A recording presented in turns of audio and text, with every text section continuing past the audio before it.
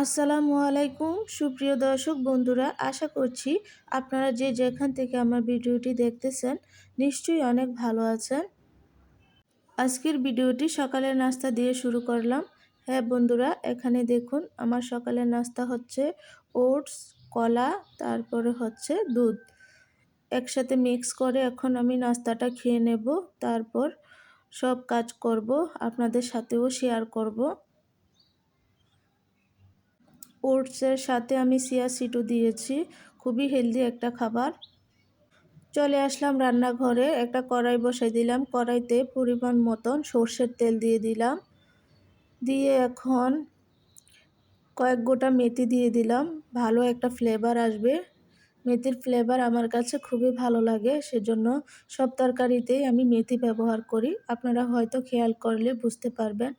তো মেথিটা কয়েক মিনিট ভাজার পর এখন দিয়ে দিলাম পেঁয়াজ কুচি।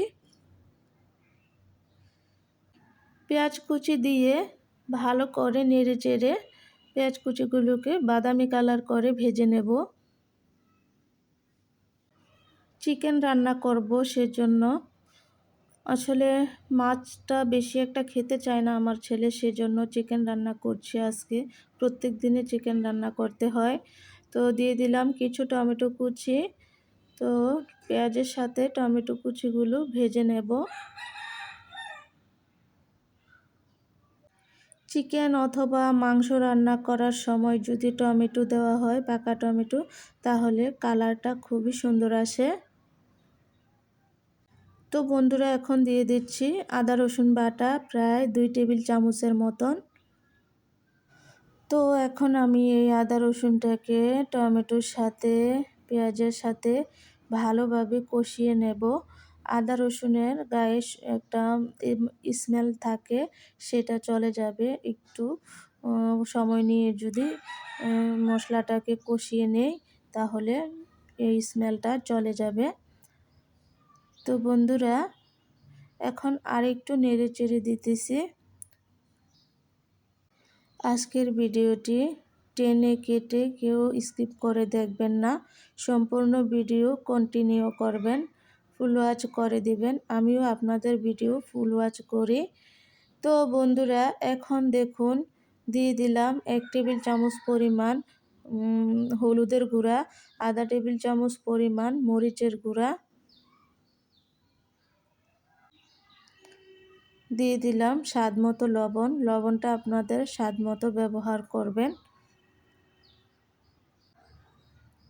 তারপর সব মশলা একসাথে কিছুক্ষণের জন্য কষিয়ে নেব, চুলার আঁচটা মিডিয়ামে রেখে। না হয় চুলার আঁচ যদি বাড়ানো থাকে, নিচ থেকে পোড়া লেগে যাওয়ার চান্স থাকে বেশি, সেজন্য চুলার আঁচটা আমি মিডিয়ামে রাখলাম। আমাদের বাসার পাশে এক ভাড়াটিয়া অনেক মুরগি পালন করে, সেইখান থেকে মুরগি ডাকে যে এখানে শব্দ শোনা যায়, এটা কিছু মনে করবেন না আপনারা। তো বন্ধুরা, আমার মশলাটা ভালোভাবে কষানো হয়ে গেছে। এখন আমি চিকেন অ্যাড করে দেব।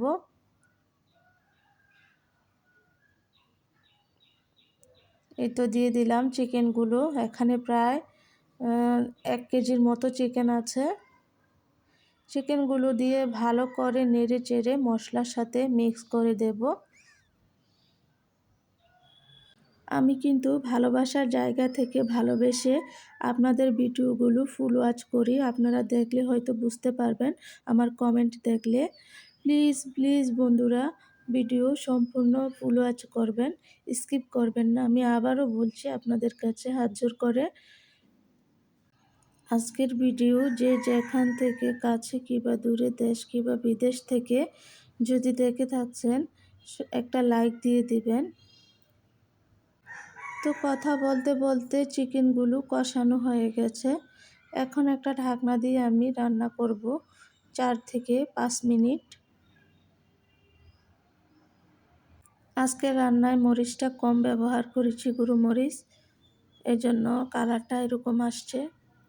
তাই তো বন্ধুরা, আমার রান্নাটা হয়ে গেছে। দেখুন কতটা সুন্দর আসছে, দেখতে কি ভালো লাগছে, খেতেও কিন্তু তেমন মজা হয়েছিল। আমার রান্না যদি আজকে আপনাদের ভালো লেগে থাকে তাহলে প্লিজ সম্পূর্ণ ভিডিওটি কন্টিনিউ করবেন আর চাইলে সাবস্ক্রাইব করে রেখে দিতে পারেন। এতে করে আমি নতুন ভিডিও ছাড়া মাত্রই আপনাদের কাছে নোটিফিকেশন চলে যাবে। আর এই দিক দিয়ে হচ্ছে বন্ধুরা সালাদ কেটেছি আমি, সালাদ বানিয়েছি। এখানে আছে গাজর কুচি, তারপরে হচ্ছে টমেটো কুচি, শসা কুচি করে একসাথে আমি সালাদটা তৈরি করেছি। অবশ্যই টমেটো আর শসাগুলো হচ্ছে আমার ছাদ বাগানের, আর গাজরটা বাজার থেকে কিনে এনেছি। এই সিজনে সালাদটা খেতে খুবই ভালো লাগে, আর এই সালাদ শরীরের পক্ষে অনেক উপকার শরীরের জন্য। আপনারা প্রত্যেক দিন এভাবে সালাদ তৈরি করে খাবেন।